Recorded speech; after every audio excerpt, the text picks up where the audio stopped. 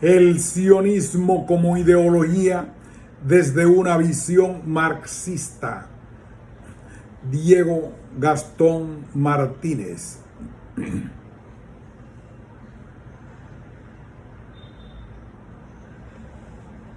Aclaración introductoria. El concepto de ideología en el marxismo. El asunto de la ideología ha sido ampliamente problematizado por el marxismo. Autores de la talla de Louis Althusser, Goran Terborn y Slavoj Zizek, entre muchos otros, realizaron significativos aportes y polemizaron en torno a esta temática. A los fines de este trabajo, me voy a remitir únicamente a los aspectos nodales de esta noción en la teoría marxista.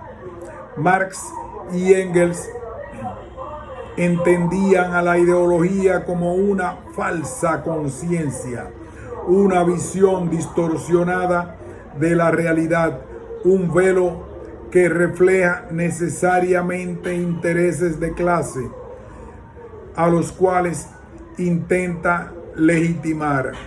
Esta noción está relacionada con su concepción materialista de la historia. Según estos autores, no es la conciencia la que determina la vida, sino la vida la que determina la conciencia.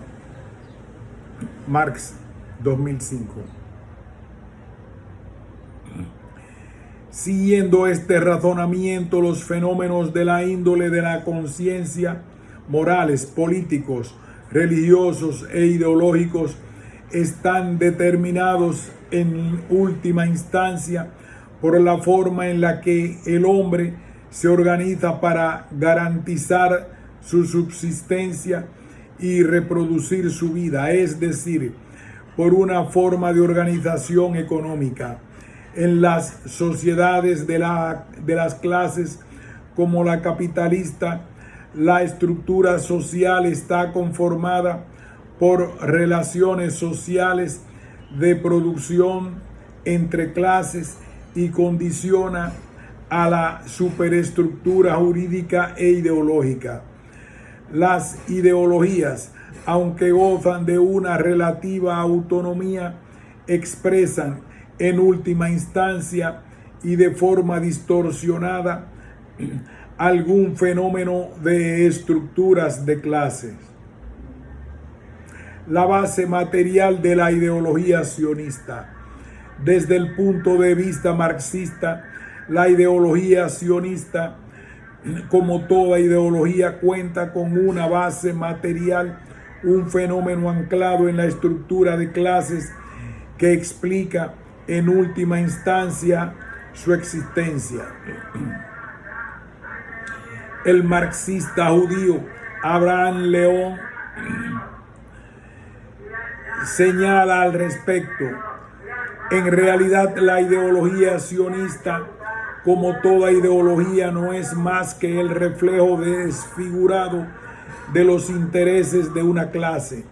Es la ideología de la pequeña burguesía judía asfixiada entre el feudalismo en ruinas y el capitalismo en decadencia. La refutación de las fantasías ideológicas del sionismo no niega naturalmente las necesidades reales que le dieron origen. Los judíos, al igual que otros pueblos como los gitanos, se constituyeron en sociedades precapitalistas como pueblo clase, representado en las formas prehistóricas del capital. Esas sociedades, a diferencia de la capitalista, que produce valores de cambio, eran fundamentalmente productoras de valores de uso. El cambio y el dinero, sin embargo, existían. La compraventa y el préstamo de dinero se realizaban relativamente al margen del modo de producción de esas sociedades. Por eso era ejercido por extranjeros, pueblos comerciantes, tales como los fenicios, los lombardos y los judíos. Sobre esas relaciones materiales se elevó la superestructura institucional e ideológica que cohesionó al pueblo judío durante cientos de años.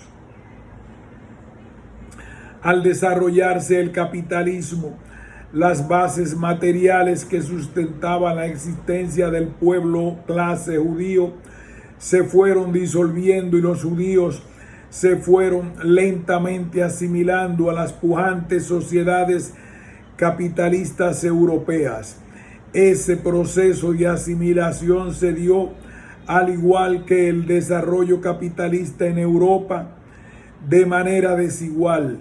En Europa occidental se observó una rápida y profunda expansión de las relaciones sociales capitalistas, creándose una burguesía judía, mientras que en Europa oriental el proceso de asimilación fue más lento y adquirió ribetes conflictivos.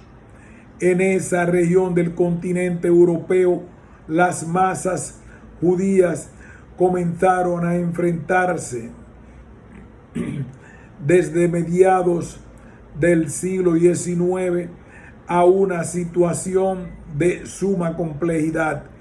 Por un lado, el desarrollo capitalista destruía su antigua existencia como pueblo clase y por otra era incapaz de asimilar a los grupos judíos a la burguesía y a la clase media, como sí había ocurrido en Europa occidental.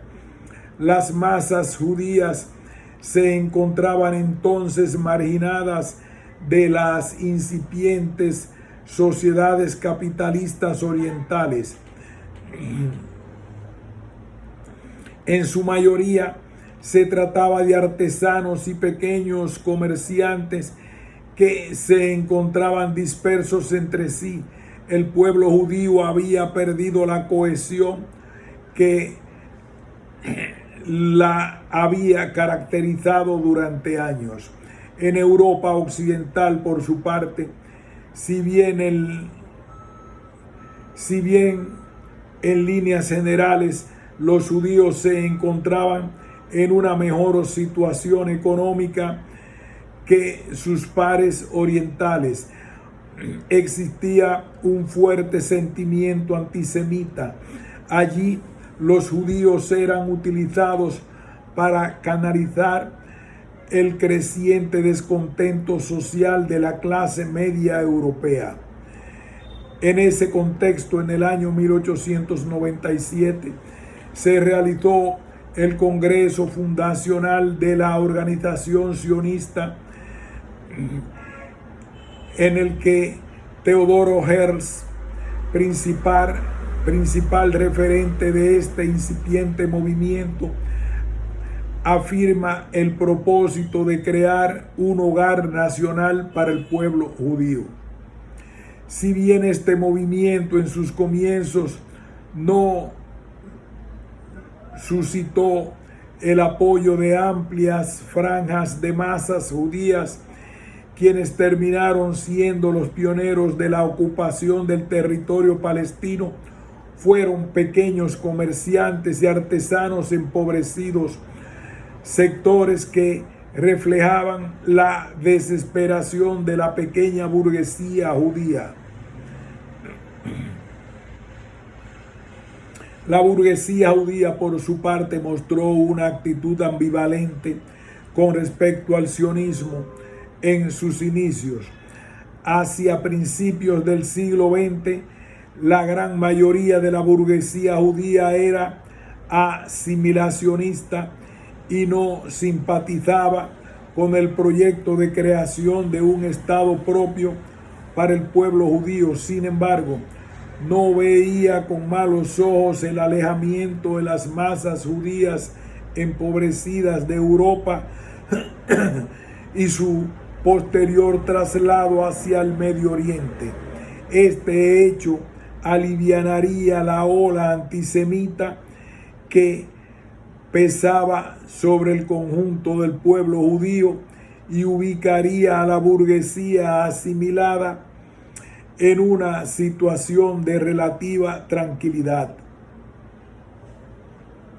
La creciente situación de pauperización en que se encontraban las masas judías abonaba el terreno por otra parte, para la penetración del marxismo al interior de las filas del pueblo judío, situación que concitaba la preocupación de la burguesía judía. El traslado del pueblo judío hacia Medio Oriente lo alejaría de la influencia de las corrientes revolucionarias que ganaban cada vez más peso en Europa. Con el transcurrir del tiempo, las posturas dubitativas al interior de las clases dominantes judías con respecto al sionismo se irán diluyendo a partir de la ligazón con el imperialismo inglés. Se irá constatando un apoyo creciente a los planes sionistas por parte de la burguesía hebrea, más allá de la postura inicial de la burguesía judía y de la composición de clases del sionismo en sus inicios.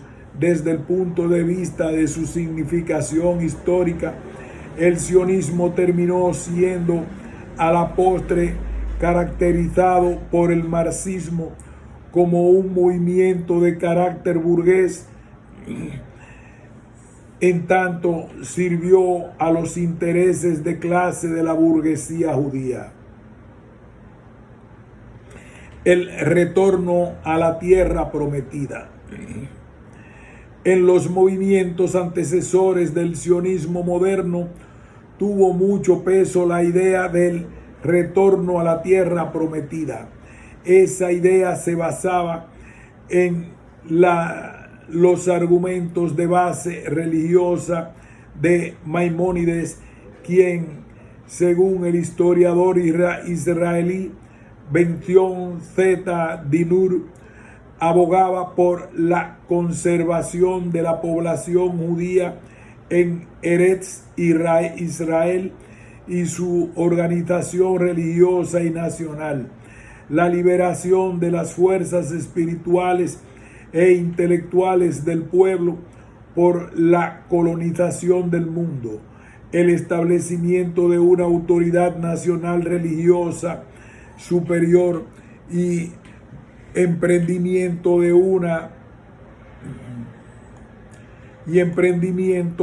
una guerra que sería coronada por el éxito y estaría coronada por el establecimiento de la Torá como la guía política de Israel.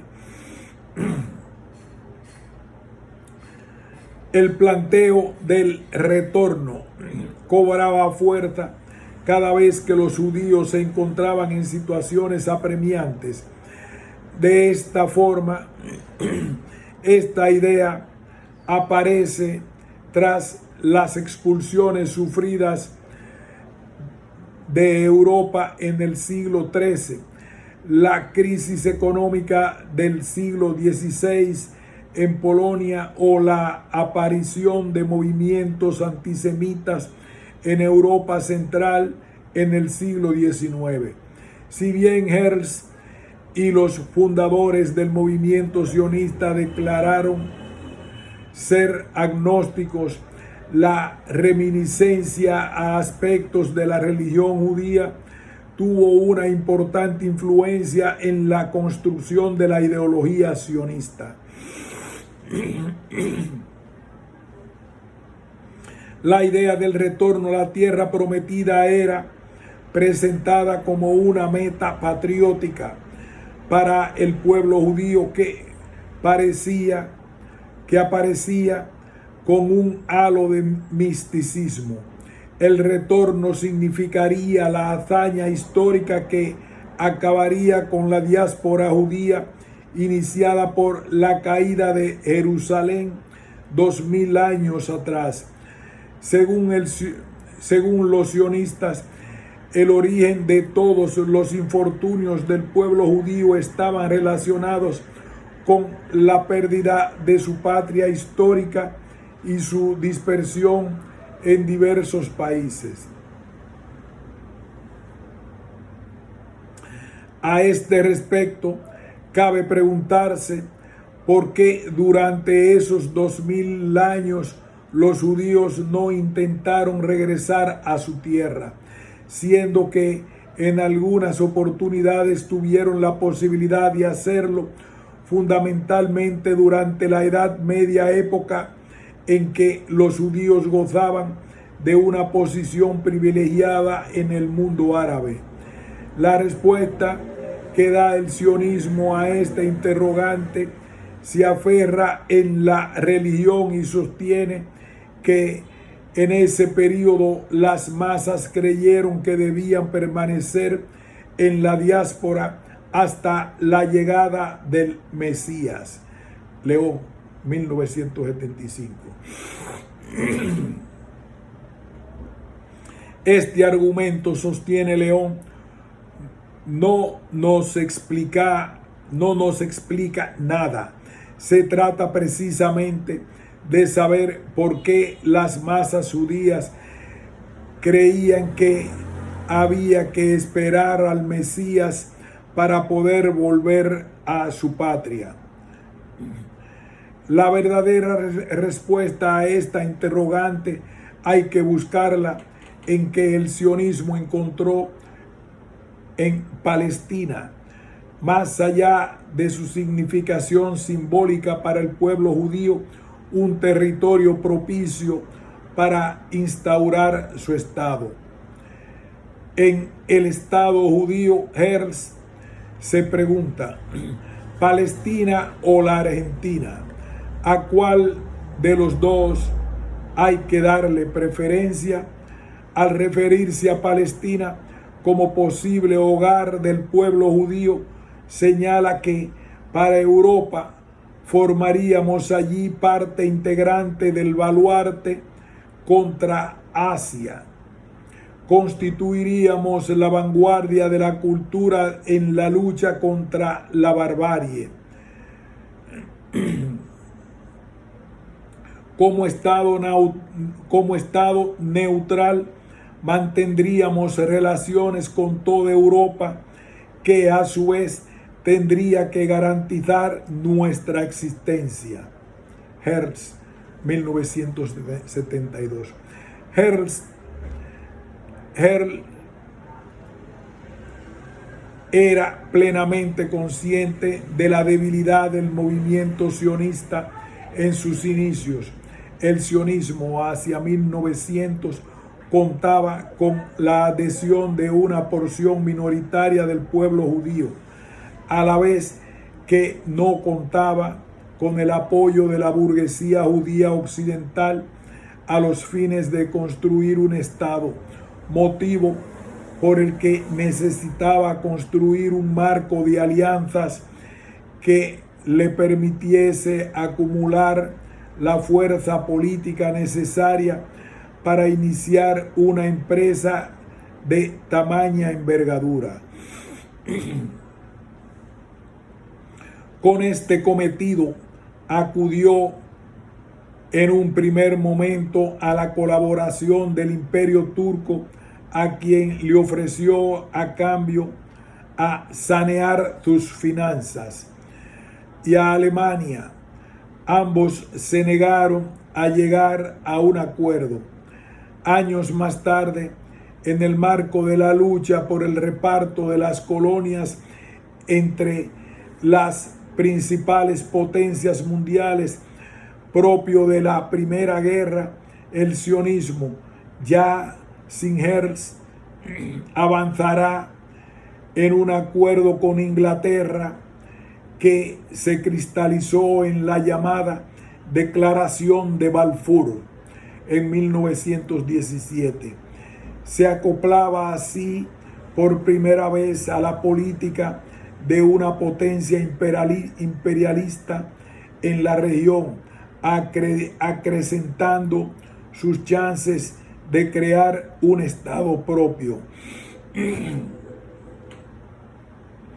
La idea de el retorno a la patria prometida, como se puede apreciar, no se basaba en un mandato bíblico ni en una lucha milenaria del pueblo judío por retornar a su tierra, sino fundamentalmente en la estrategia del sionismo para construir un estado propio en Medio Oriente.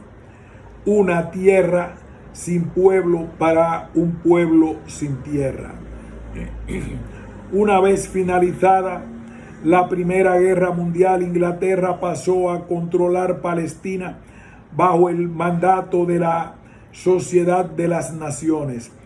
Para poder controlar la región, el imperialismo británico formalizó un acuerdo con el sionismo que le permitía estabilizar Medio Oriente, utilizando al sionismo como punto de lanza para el enfrentamiento a la resistencia árabe. El sionismo, por su parte, avanzaría en su objetivo de instaurar un estado propio en Palestina. En este contexto, la consigna "una tierra sin pueblo para un pueblo sin tierra" ofició como la principal legitimadora del accionar sionista. En esta consigna se encerraba el carácter colonialista de la ideología sionista. Según los sionistas, hacia la segunda década del siglo XX, Palestina era un país que se encontraba vacío. Vastas regiones del país permanecían inexploradas y pertenecían a señores feudales ausentes.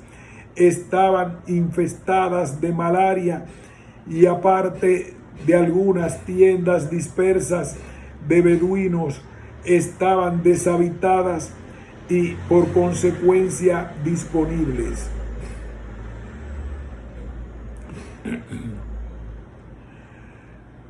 Codeábanse en Tierra Santa núcleos heterogéneos musulmanes, chiitas y sannitas,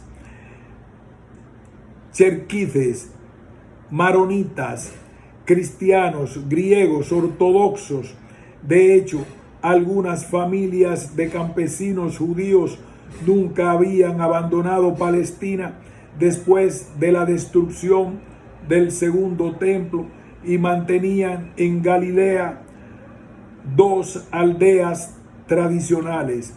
Fue para tierra sin pueblo que lentamente, a fin de siglo pasado, se comenzó a encaminar un pueblo sin tierra. Efraín, 1968. El párrafo precedente parece contener una flagrante contradicción, puesto que si se enuncia que Palestina era un territorio deshabitado, a la vez que se sostiene que allí vivían núcleos heterogéneos de musulmanes, ¿cómo era posible para los sionistas combinar ambos elementos sin que estos se contradigan entre sí? Si Palestina hubiera sido en esos momentos, se preguntan Robinson, el centro de una gran potencia imperialista, ¿se hubiera planteado o no el problema de sus habitantes como problema principal? Cuando los sionistas se refieren a que Palestina era una tierra deshabitada, no pretenden negar la existencia física de los árabes lo cual era un hecho a todas luces evidente. Lo que enunciaban es que allí no había habitantes europeos. El sionismo se encontraba entonces notablemente influenciado por la ideología colonialista de la época, que consideraba como habitantes del mundo a los habitantes europeos y estadounidenses.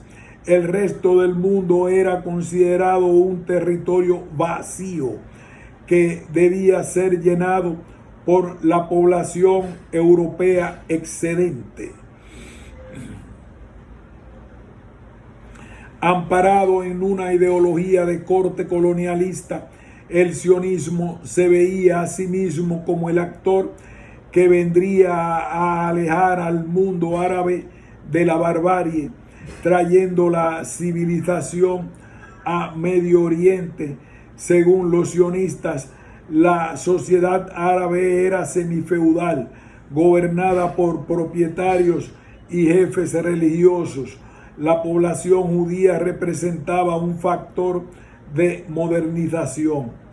En este punto, la ideología sionista se asemejaba a lo que los colonialistas españoles, quienes tras el descubrimiento de América aseguraban venir a salvar las almas de los pobres infieles indígenas.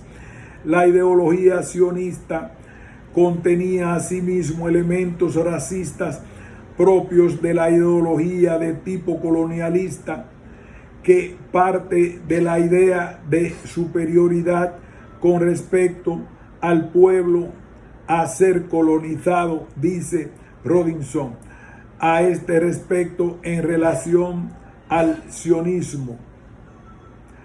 Sigo pensando que el hecho de ser judío no me obliga a emplear 2 pesos y 2 medidas diferentes. O entonces, mejor seamos francos y declaremos que, sean cuales fueran las circunstancias, un grupo determinado de hombres tiene siempre razón. En este caso, el grupo al que pertenecemos según los criterios antisemitas y sionistas, es decir, el grupo de los judíos.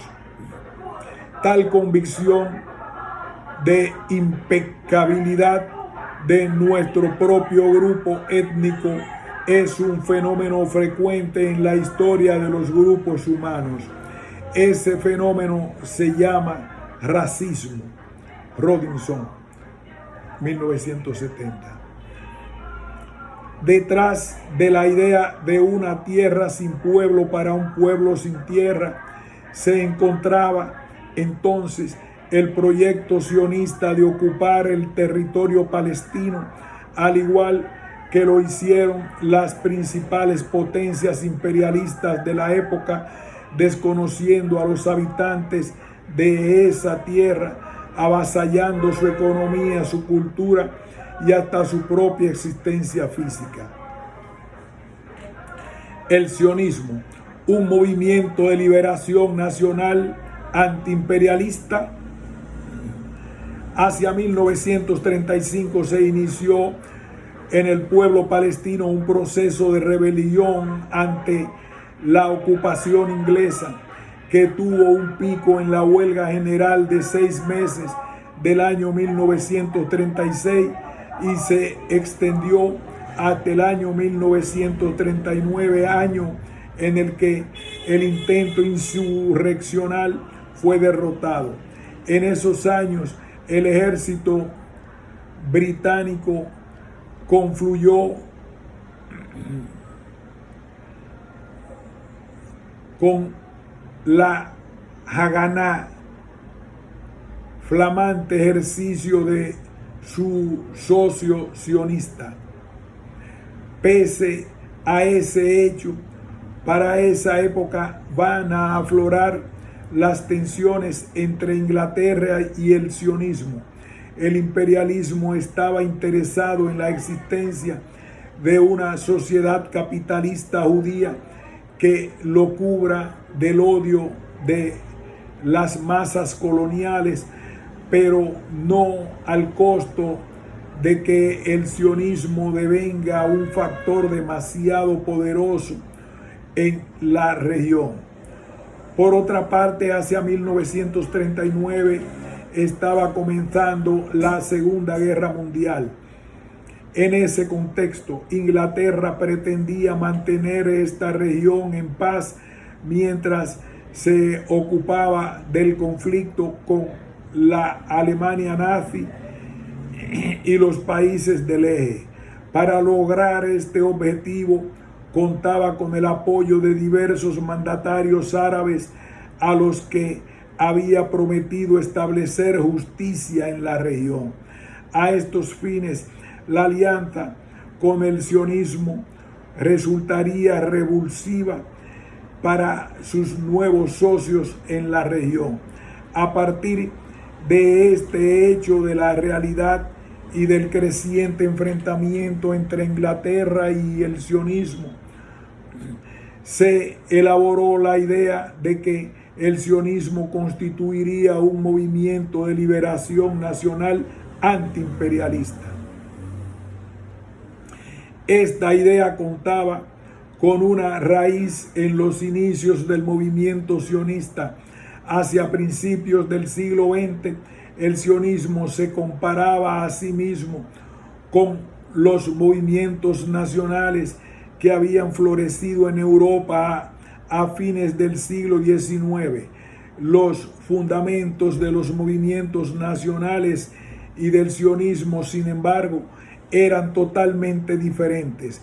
El movimiento nacional de la burguesía europea era consecuencia del desarrollo capitalista. Reflejaba la voluntad de la burguesía de crear bases nacionales para la producción, aboliendo las sobrevivencias feudales estrechamente ligadas a la fase ascendente del capitalismo. Pero en el siglo XIX, la época del florecimiento de los nacionalismos, lejos de ser sionista, la burguesía judía era profundamente asimilacionista. El proceso económico que dio origen a las naciones modernas planta las bases de la integración judía a la nación burguesa. Ya a principios del siglo XX, independientemente de la voluntad de la burguesía judía, el proceso de desarrollo capitalista nacional judía constituía una utopía porque el capitalismo había entrado ya en su fase descendente.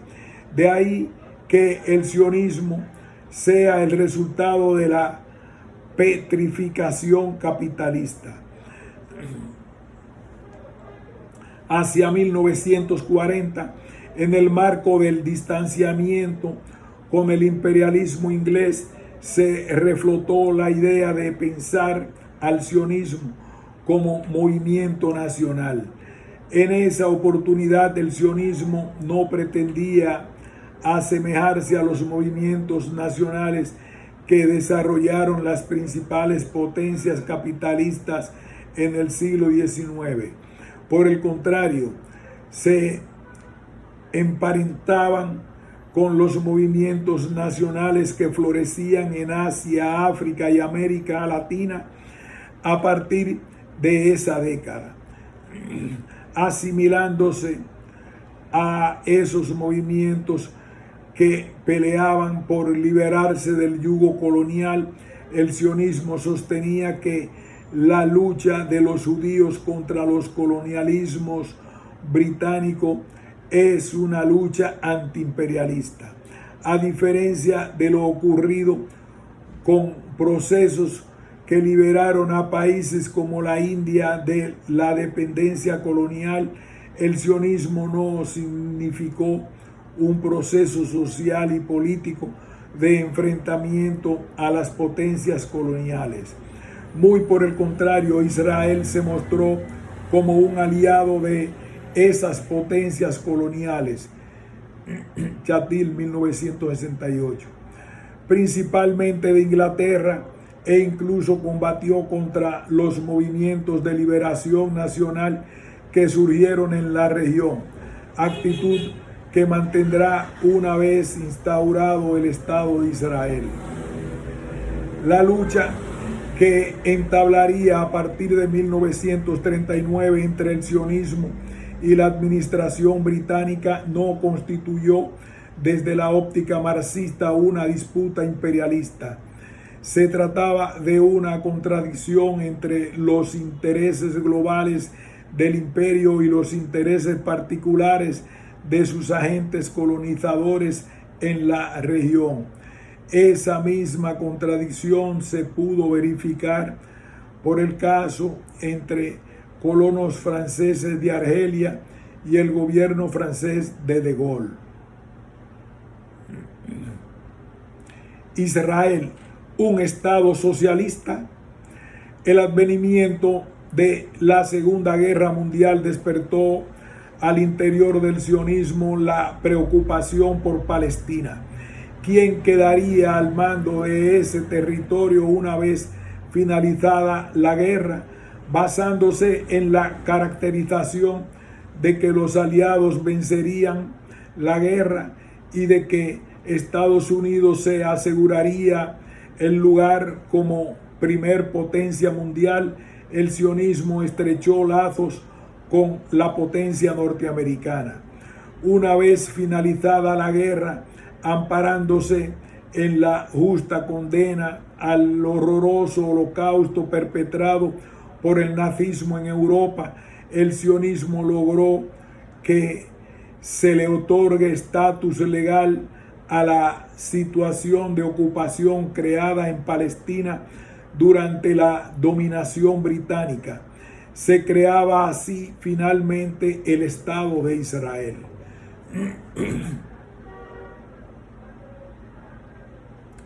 La creación del Estado de Israel en 1948, además de contar con el apoyo de los Estados Unidos, gozó de la simpatía de la URSS, país que había negociado con el imperialismo norteamericano el reparto del mundo en los acuerdos de Yalta y Potsdam. El apoyo soviético a la creación del Estado de Israel tuvo una gran importancia política e ideológica para el sionismo, frente a quienes acusaban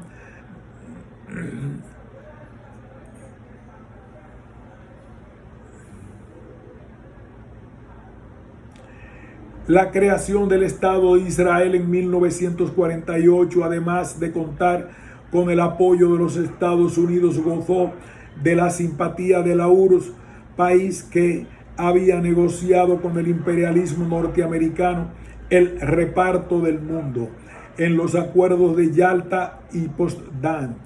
El apoyo soviético a la creación del Estado de Israel tuvo una gran importancia política e ideológica para el sionismo. Frente a quienes acusaban al sionismo de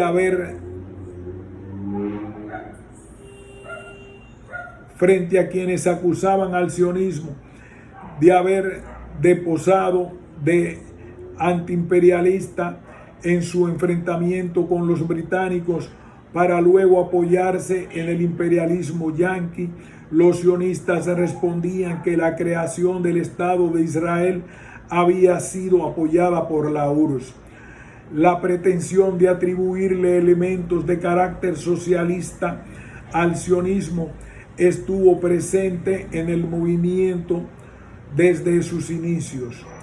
Esta operación ideológica era una respuesta a la simpatía que las posiciones del socialismo generaban entre las masas judías empobrecidas en Europa hacia principios del siglo XX, cuestión que ya fue anteriormente señalada en este trabajo. Este elemento ideológico, al igual que la idea del carácter antiimperialista del sionismo, fue ampliamente difundido por la llamada ala izquierda sionista y tuvo continuidad una vez instaurado y consolidado el Estado de Israel en territorio palestino.